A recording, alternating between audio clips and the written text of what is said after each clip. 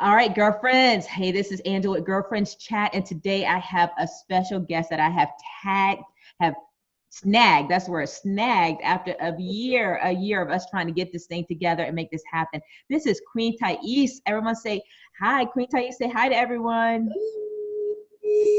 Greetings to everyone. Yeah, so I'm going to tell you. Glad to be here. Glad to have you here.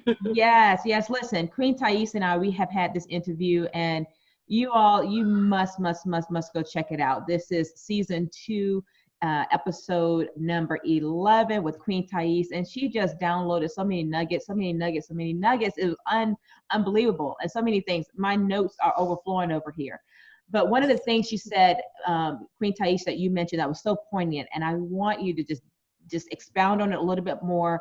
And for the full interview, you all go and take a listen and check that out. Okay, Queen Taese, season 2, episode 11.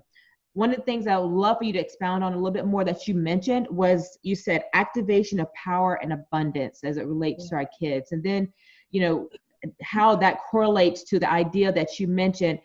This is her quote. She said, "We must continue on the shoulders of our ancestors. Our perseverance is a non-negotiable as we persevere in homeschooling."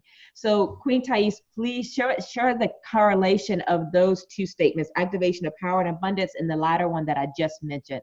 Please unfold that. Awesome. Yes. Well, I mean, for myself, I think I'm going to make the parallel to, things that we've been doing for thousands of years. And I think the reference point of our ancestors and all that they have persevered through, and all of the atrocities that they faced, to know that we are still standing here now, and have the opportunity to heal and to remember, the essence of who we are. And, I feel when we talk about power, the power is there. The power is just innate in our DNA and in our genes. And I think one of the main things we have to realize, though, is not to get too comfortable being uncomfortable, I say, because we get really comfortable sometimes, not realizing that there's something greater. And then sometimes we realize it and we speak on it, but we don't always activate it. And I think the difference with what we call power and real power, the disparity is that real power is activated. It's something we utilize. It's something that is in motion. It's not stagnant. It's not something that, it's not created just to make us feel good. That real power is actually utilizing our ancient ways. And part of that is just diving into the foods that we eat, which is such a huge part. A lot of things that we underestimate, that we don't really talk about, that we as parents have to change on the home front in order for our children to have a new lifestyle, a new way of living. And for many of them, not even to even know about the things that are harmful to them in terms of them experiencing it, but also teaching along the way about that. I think also them having the opportunity to actualize their greatness, and for us not to be fearful and them moving forward in things that we may have felt uncomfortable with. When we talk about activation, that's the doing. And when we do, sometimes there are challenges in the midst of making that change, but we have to allow our children to move into a place where fear is not present because of the support, and letting them know that, you have everything that you need inside to actualize who you are. And divine purpose is so key. And I feel like when our children click into the things that they love and the things that they naturally gravitate towards, it just, work and play become synonymous, and they begin to really apply themselves. And when we open up the opportunities, that's our challenge as parents, is to, number one, be in alignment with what we say we want for them. And the activation of that. A lot of times we say we want for our children things that we're not willing to do ourselves. Yeah. And I've had that experience several times with my children, and they kind of checked me on it. Like, I had to just kind of say, oh, okay, you're kind of right about that. Well, you want this for us, and you say you want it for you, but you're not doing it. And I'm like, okay, wow. But I think that's the greatness, and that's the balance, to know that, like I was saying earlier, that learning is reciprocal. and that they've come to give us something and we've come to give them something. Yeah. So in that activation process, you know, it's a family activation. You know, the more we activate ourselves, the more they're activated. You know, giving them the tools such as the yoga, which I think is so critical, and that's something that has been done also for thousands of years. The discipline, the order, the structure, but with the structure, still some fluidity within that. You know, I kind of look at it as we're kind of like the curriculum architects, right? We're building this way of life for them. We're giving them the structure that they need to be able to, and structure can look very different for different families. So I don't say structure in the sense of, you know, a rigid aspect that there's no flexibility to it. But, you know, being an architect, when you're building something, sometimes you got to go back and you have to redesign your plans.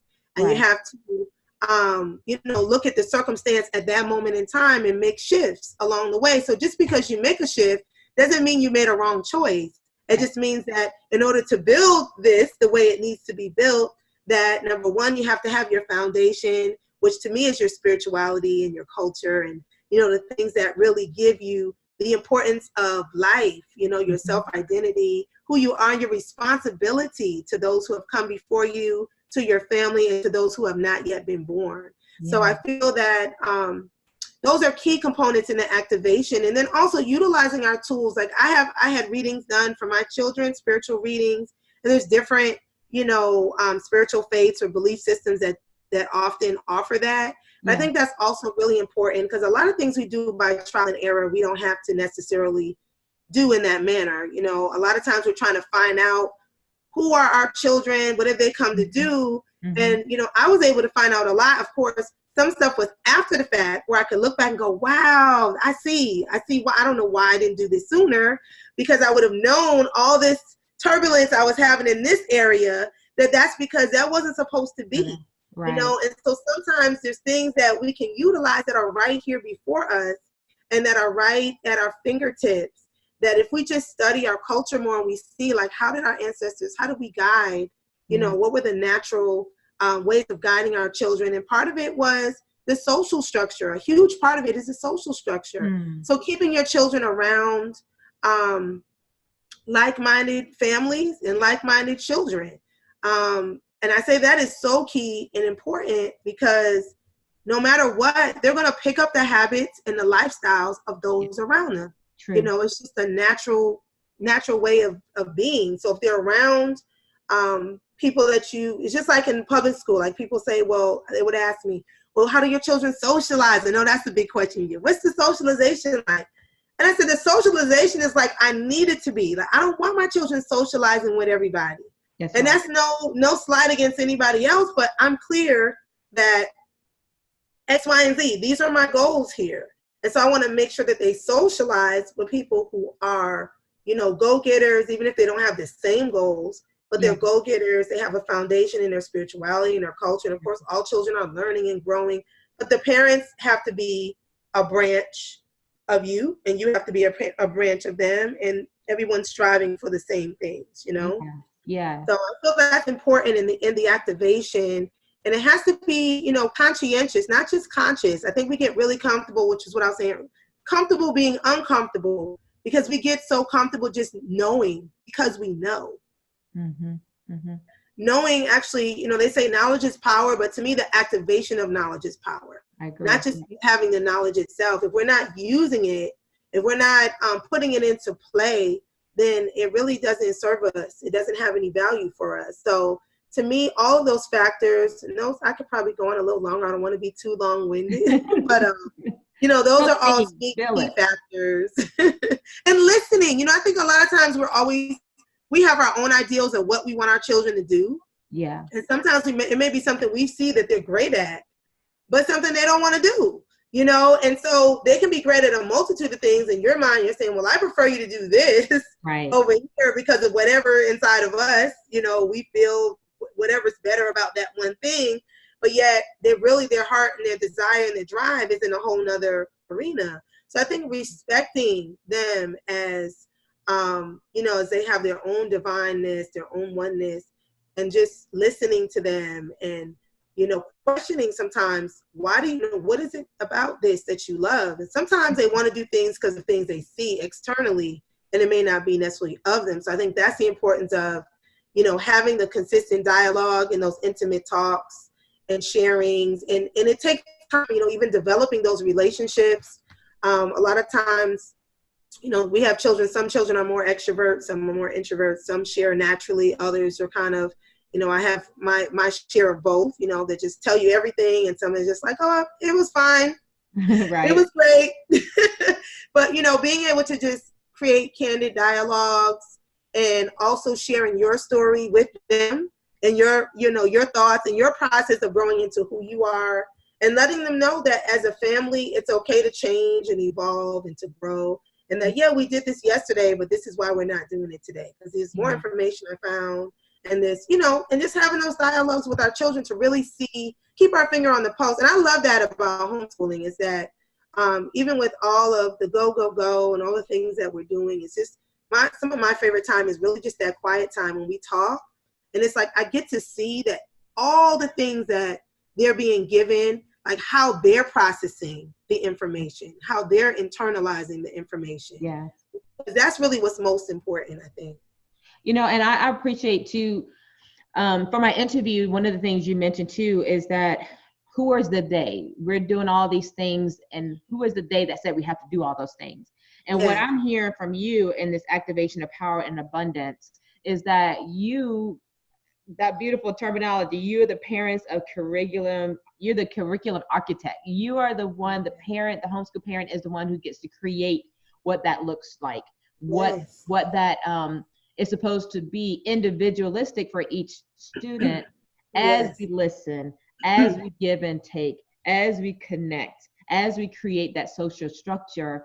But it really is on you. A lot of times we're looking for a formula. Can you tell me a formula for greatness for our kids? And a lot of times it's going to look different for each one of us. There's some key components that help us direct us, but not getting into boxed in of you got to do X, Y, and Z like Queen Taese has done X, Y, and Z. Is that right? It's really freedom and liberating. Yes. And it's because it's the formula is a spiritual formula. When you don't connect, you don't take time to connect with spirit and trust your intuition. And a lot of times we want to do, but we don't take time to just feel like what feels right. We want someone else to tell us what it is we're supposed to do, instead of taking the time to listen internally of what is it we're being told to do. And I think there's a real big disconnect with our trust in what we know, what we feel in ourselves, and that's something I think as parents that we really have to make sure that we're taking the time to do, is to tap in and not tap out. Beautiful. Well said. Listen, again, Queen Taese, thank you for this rich knowledge and insights. I mean, just such good nuggets. You are truly Queen Taese. You are Elder Taese, and just full of wisdom and insight. So thanks for sharing and diving in deeper. Thank you, Queen Taese. All right, girlfriends, you all share. Be sure to like, follow, share, give a review on the podcast. That will just let it get out further and further. So thank you so much for joining in, girlfriends. This is Girlfriends Chat with Angela Jordan Perry and Queen Taese today out of Atlanta. And we wish you peace, light, and joy for the rest of this day and this week in your homeschooling journey. Okay? Peace. Peace.